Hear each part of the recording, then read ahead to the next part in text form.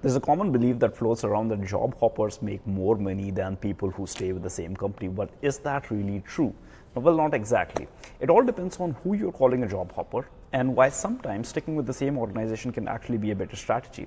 Well, throughout your career, the goal is always to trade up. But those who experience a non-linear career growth, they always share one thing in common. They achieve something major in their career and then they replace themselves with another leader. And here's the difference. You either work in the business or you work on the business. One will lead to growth and then the other one will keep you stuck in the same cycle. People who grow quickly don't sit around waiting for a promotion hoping that somebody notices their value. They don't wait for a role to open up. So growth at the same company can only happen when two things align. One is that the organization grows at the same pace as you want to grow.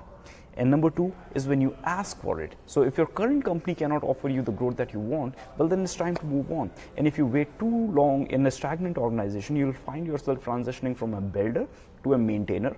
And companies need far fewer people to maintain than to build. And this is when the jobs start getting cut. And worse yet, staying in a maintenance mode for too long makes your skills obsolete. And that's a really hard spot to get out of from, especially in such a competitive tech job market. So be selfish, keep your skills sharp. No one cares about your career as much as you do. So if you're stagnating, consider this your wake-up call.